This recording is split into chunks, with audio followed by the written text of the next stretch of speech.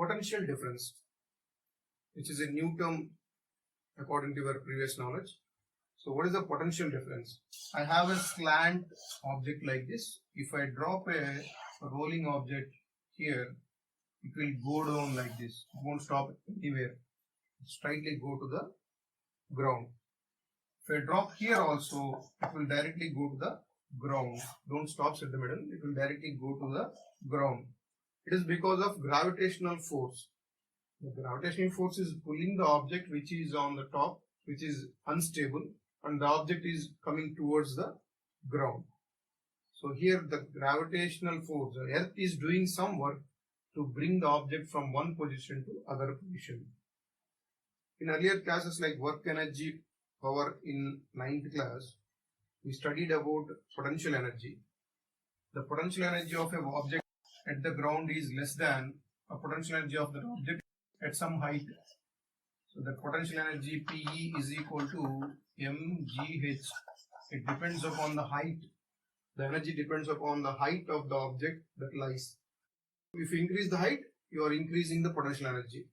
If you drop the object from there, it will reach the ground and it will consume its potential energy. So this is the basic concept that we learned in earlier classes. But what is the terminology like potential, and here also potential we are using?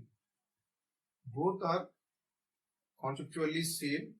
That means here one is mechanical potential energy and other one is electrical potential energy source. This one we are discussing is potential difference, which is electrical potential in a conductor.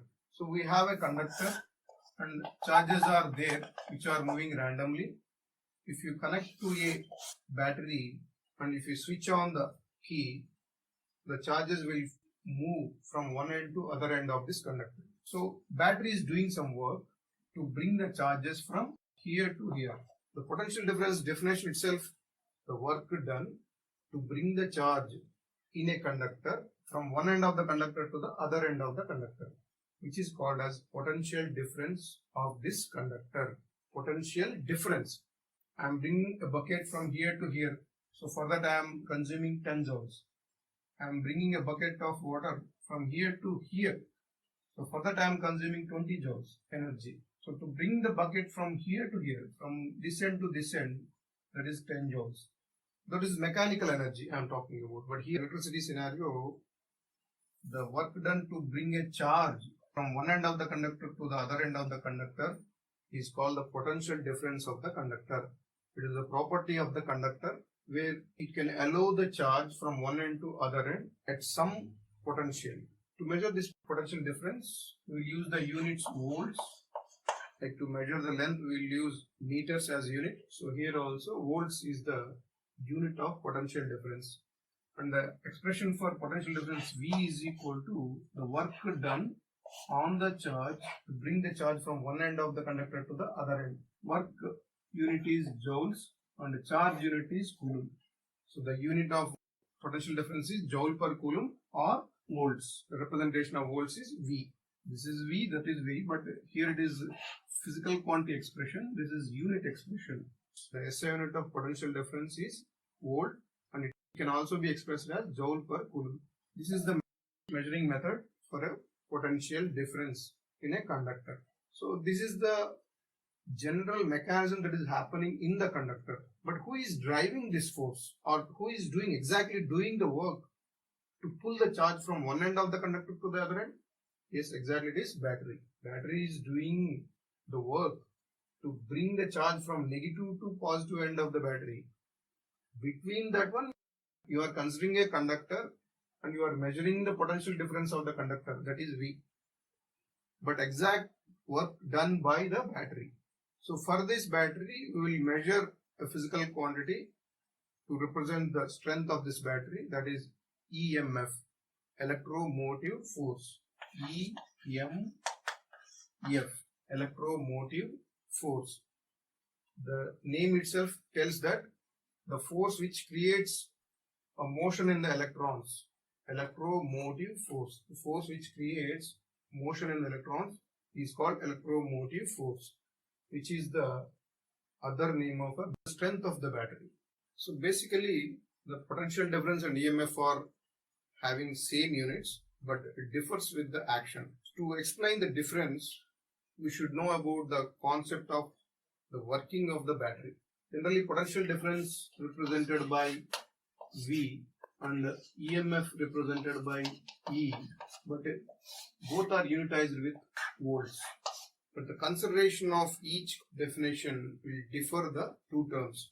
To find the exact difference between a potential difference and an EMF, we should know the working of the battery, how the battery works, what is the principle of the battery, and how the work is going inside the battery. So in earlier classes, we already know a battery contains two electrodes with an electrolyte inside. So one electrode is positive, another electrode is negative, which are immersed in the electrolyte like this, and these two ends are connected to a bulb or a device with what we need to get the benefit. So this is bulb and this is a battery. Inside the battery we have electrolyte. So the exact work that is going inside the battery is the electrolyte is a diluted solution of acid or something else, and in this solution the ions, the separated ions, which are positive and negative ions, existed in the solution, and in that positive ions are attracted towards the anode, because for the sake of stability and all, that positive ions will be attracted towards the anode and leaving behind cations, and these cations flow towards the cathode and they will be depositing on the cathode until some state where all the positive ions that are depositing on the anode and all the negative ions that are depositing on the cathode happens. Till that, this dissolving will be happening. So here you are getting a higher potential region and a lower potential region. The chemical itself, it is creating this higher potential region and lower potential region at these electrodes. So the force of this created potential will be called as a chemical force. Because of this chemical force only, the anions and cations are attracting towards their electrodes. So this force is putting before us a potential difference, two electrodes with some potential difference. So whenever if you connect these electrodes externally with a wire or a conductor, then the flow of charges happens through this conductor. Flow of current you can experience in the conductor. Even though it is a solution, even though the anions and cations are moving in the solution, the electrons won't, because travel between atomic core is different and traveling of an atom is different. Here the moving particles are anions and cations, ions. Okay, that means ions means it is an atom or a molecule which is having that positive charge or negative charge and flowing inside the liquid. So the flowing of atom is different, flowing of electron is different. We already know in solids the atomic arrangement is nearby and closely packed, and in liquids the atomic arrangement is little bit far, and in gases it is too far.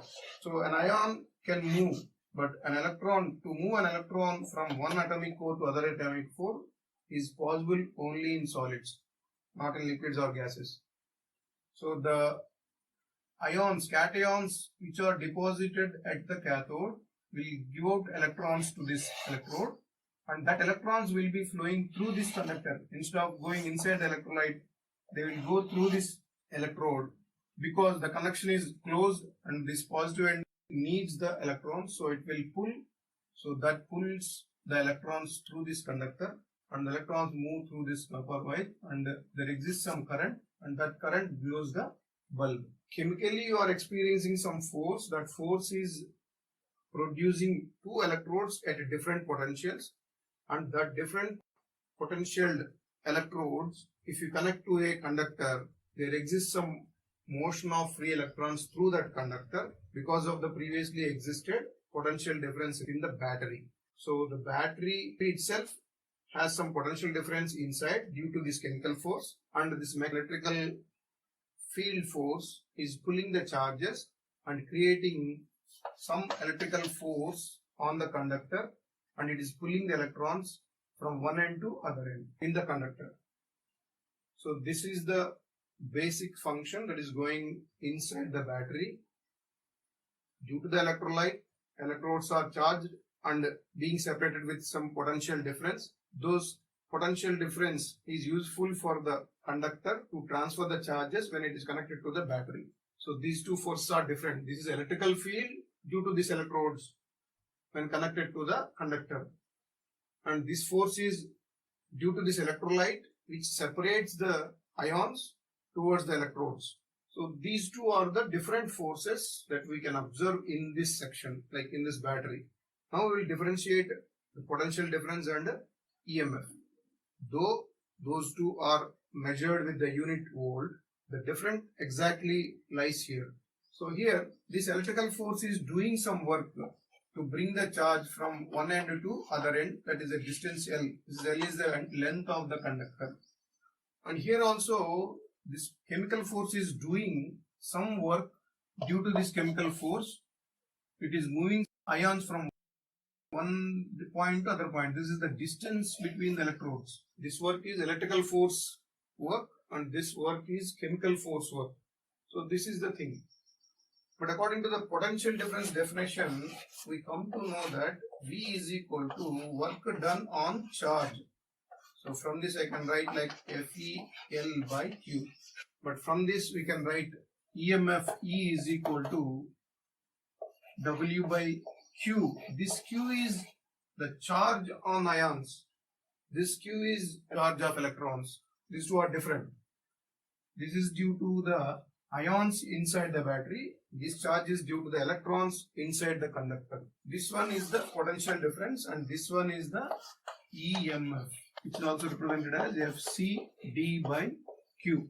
The unit of force is Newton, unit of length is meter, unit of charge is coulomb, and here also unit of force is Newton, unit of distance is meter, and unit of charge is coulomb. So unit is same, so that we are measuring these two quantities with the common unit, that is volt. This is the SI unit of potential difference. This is the internal work that is going in a battery to create a potential difference between electrodes, and due to that potential difference, if you connect to the external conductor, you will experience the flow of charges in terms of electrical current. So the potential difference is at the place of the conductor and the EMF is the potential of this battery. So EMF originates at the battery and the potential difference originates at the conductor. How much potential difference existed between the ends of the conductor? How much potential that a battery can deliver? How much work the battery can do will depend on EMF. So these are the conceptual relations between potential difference and EMF. So in your textbook, it is given an extensive explanation in your textbook. Now how to measure the potential difference or EMF. So we have a voltmeter. In the circuit we can represent it is like this, a round symbol with representation V and two electrodes. So this is the circuit element representation of a voltmeter. And voltmeter measures the potential difference of a conductor or a battery. So basically it detects the potential difference in terms of volts, and that device is a voltmeter and it will be represented as a circle V.